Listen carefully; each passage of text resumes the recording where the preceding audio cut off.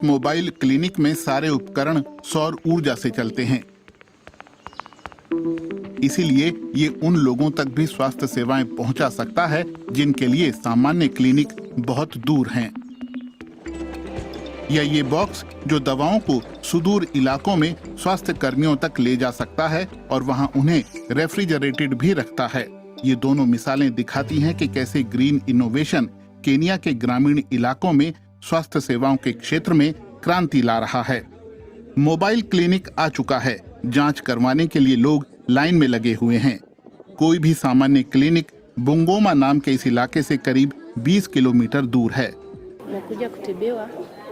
मैं यहाँ breast cancer और सिजेरियन सर्जरी के बाद की जांच के लिए आई हूँ।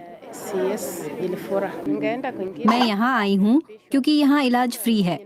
अगर मैं सामान्य अस्पताल में गई होती तो वो मुझसे पैसे लेते।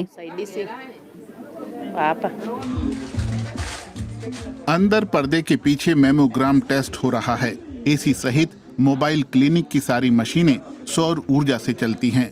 खुद की पावर सप्लाई होने के चलते ही ये क्लिनिक खुले मैदान में चल पा रहा है। ये ट्रक अमरेफ नाम के एक एनजीओ ने दिया है, जिसे केनिया की सरकार और अंतर्राष्ट्रीय साझेदार फंड करते हैं। इससे हम 15,000 से ज्यादा लोगों को स्वास्थ्य सेवाएं दे सके। हम हाई बीपी और डायबिटीज की जांच करते हैं, महिलाओं में कैंसर की जांच करते हैं।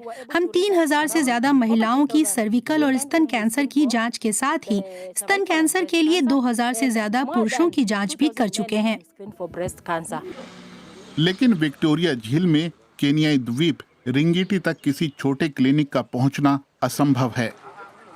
यहाँ की करीब 5,000 की आबादी के लिए मछली पकड़ना ही अकेला जरिया है। रिंगिटी में केनिया के नेशनल पावर ग्रिड से बिजली नहीं आती। यहाँ एक स्थानीय सोलर कंपनी है जिससे बिजली की आपूर्ति भरोसेमंद नहीं है। इसके बावजूद छोटी सी ब्लेसिंग को डिप्थीरिया, हेपेटाइटिस बी और रोटा वायरस की वैक्सीन लगने जा रही है। रिंगिटी का स्वास्थ्य केंद्र बिजली चले जाने के बाद भी अपनी वैक्सीनों को रेफ्रिजरेटेड रखता है और ये वैक्सी बॉक्स की बदौलत होता है। इन वैक्सीनों के कारगर बने रहने के लिए इन्हें 2 से 8 डिग्री सेल्सियस के तापमान पर रखना जरूरी होता है और इसी वजह से हमारे पास कोल्ड चेन उपकरण होने ही चाहिए।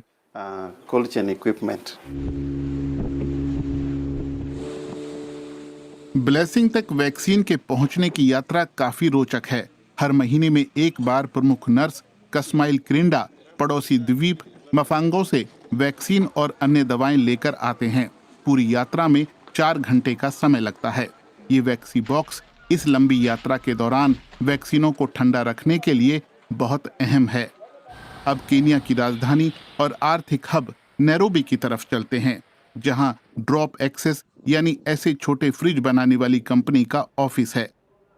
वैक्सी बॉक्स को सौर ऊर्जा या सीधे बिजली का इस्तेमाल कर चलाया और चार्ज किया जा सकता है। बैटरियां इसके लिए वैसी ही हैं जैसे शरीर के लिए दिल। वैक्सी बॉक्स का आविष्कार नोरा मागेरो ने किया। वो ब्रिटेन का Africa prize for engineering innovation जीतने वाली केनिया की पहली महिला हैं।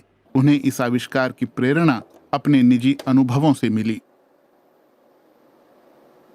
मुझे अपनी बेटी को वैक्सीन लगवाने में मुश्किल हुई थी क्योंकि मैं क्लिनिक पहुंची तो पता चला कि वैक्सीन खत्म हो चुकी है। उस समय काफी दिनों से लाइट नहीं आ रही थी। इसीलिए मैंने अपनी जैसी अन्य माँओं की मदद के लिए उन्हें जब जरूरत हो तब वैक्सीन उपलब्ध कराने का फैसला किया। वापस रिंगिटी द्वीप के क्लिनिक की ओर चलते हैं। छोटे फ्रिज में आई वैक्सीनों की बदौलत नन्ही ब्लेसिंग को वैक्सीन लगाई जा सकेगी। कुछ महीनों पहले ऐसा संभव नहीं था। मैं पहली बार ये कह पा रही हूँ कि स्वास्थ्य सेवाएं अच्छी हैं। हमने वैक्सीन के बारे में पहले ही पता कर लिया था और अब यही वैक्सीन मिल गई, वरना ये बहुत परेशान करने वाली बात होती क्योंकि सबसे नजदीकी अस्पताल एम्बिटा में है जो यहाँ से काफी दूर है। मैं महीने में एक बार वैक्सीनेशन का काम करता था क्योंकि हमारे पास कोल्ड चेन का कोई भी उपकरण नहीं होता था जहाँ पर वैक्सीनों को स्टोर कर सकें। तो हम बच्चों को एक साथ किसी एक खास दिन वैक्सीनेशन के लिए बुलाया करते थे। लेकिन जब से हमें वैक्सी बॉक्स मिला है, हम यहाँ पर अपनी वैक्सीन सुरक्षित रख सकते हैं और रोज वैक्सीन लगा सकते हैं। स्टेनलेस स्टील के बने ऐसे बॉक्स 2021 से अब तक 10 लाख से ज्यादा वैक्सीनों की डिलीवरी कर चुके हैं, न सिर्फ इंसानों के लिए बल्कि जानवरों के लिए भी।